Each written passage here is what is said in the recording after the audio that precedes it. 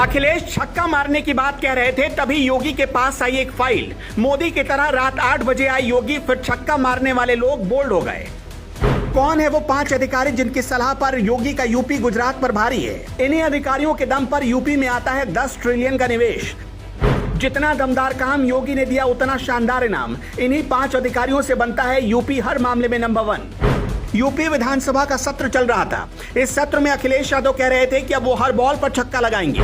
योगी आदित्यनाथ मन ही मन ये सुनकर मुस्कुरा रहे थे। अखिलेश यादव जब सदन में अपने मुंह मियां मिट्ठू बन रहे थे, तभी योगी के टेबल पर एक कागज पहुंचा। इस कागज पर कुछ लिखा हुआ था। फिर अचानक रात 8 बजे योगी आदित्यनाथ ने उस फाइल पर साइन कर दिया। उस फाइल में ऐसा क्या था जिससे लोग कहने लगे जैसे चीते की चाल, बाज की नजर और बाजीराव की तलवार पर शक नहीं करते, ठीक वैसे ही योगी के काम और कमिटमेंट पर कभी भी शक मत करना। अचानक ऐसा क्या हुआ कि यूपी के 2 करोड़ से ज्यादा किसानों के लिए होली से पहले दिवाली मनाने का उत्सव आ गया? फाइल में जो लिखा था उसके पीछे किसका दिमाग था?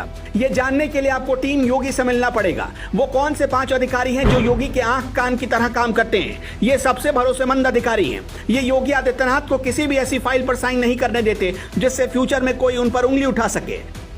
इसमें नंबर 1 है दुर्गा शंकर मिश्रा। दुर्गा शंकर मिश्रा उत्तर प्रदेश के मुख्य सचिव हैं। वो योगी के कितने खास हैं, अगर अंदाजा लगाना है तो सिर्फ एक बात से समझिए। 1984 बैच के IAS अधिकारी को दूसरी बार 1 साल का और एक्सटेंशन मिल गया। कुछ लोग ये भी कहते हैं कि रिटायरमेंट से पहले योगी पर निगरानी के लिए उन्हें उत्तर प्रदेश भेजा गया था, लेकिन कई मीडिया रिपोर्ट में दावा किया जाता है कि दुर्गा शंकर मिश्रा को योगी की वजह से ही दिसंबर 2022 में दूसरी बार 1 साल का एक्सटेंशन मिल गया। पिछले कुछ सालों में योगी के सारे बेहतरीन फैसलों के पीछे दुर्गा शंकर मिश्रा की टीम है। नंबर 2, अवनीश अवस्थी।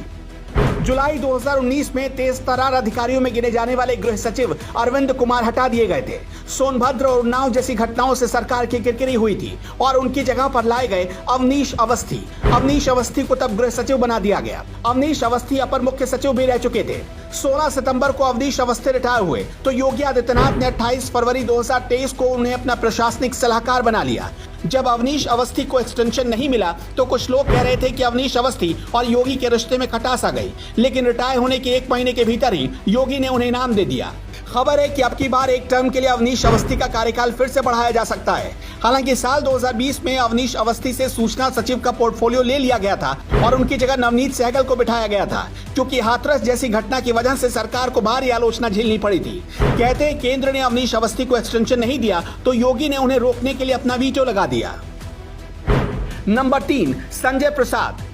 1995 बैच के IAS अधिकारी और मुख्यमंत्री योगी आदित्यनाथ के भरोसेमंद माने जाने वाले संजय प्रसाद को होम और सूचना जैसे प्रमुख विभागों का प्रभार दिया गया है।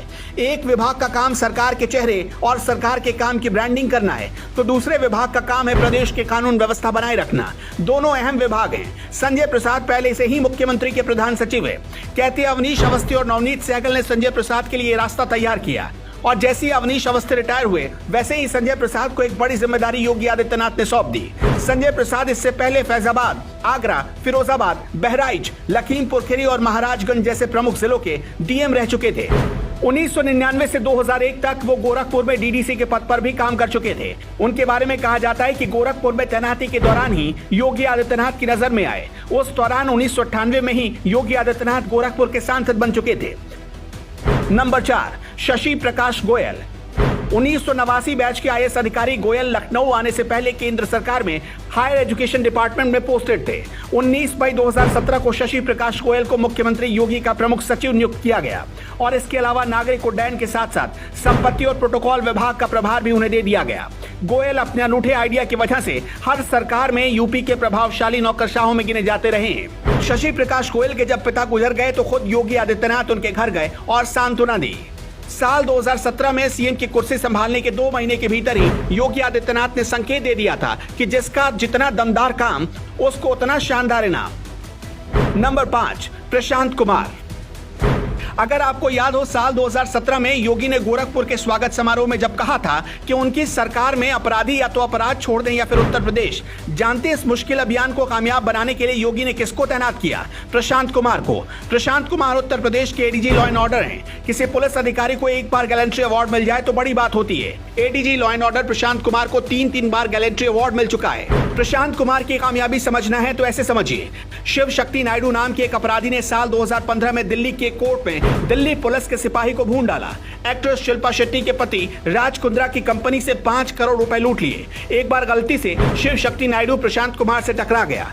साल 2020 में मेरठ में हुई इस मुठभेड़ में एडीजी के सीने पर उसने गोली चलाई, लेकिन कुछ ही पलों में वो यूपी भी छोड़ने पर मजबूर हो गया और दुनिया भी। अब जरा उस फाइल की बात कर लेते हैं जिसे अचानक जब योगी ने खोलकर पढ़ा तो अखिलेश समेत योगी पर सवाल उठाने वाले सारे लोग क्लीन बोल्ड हो गए। मोदी ने यूपी में आकर जो ऐलान किया था, योगी ने इस साइन के साथ उसे पूरा कर दिया।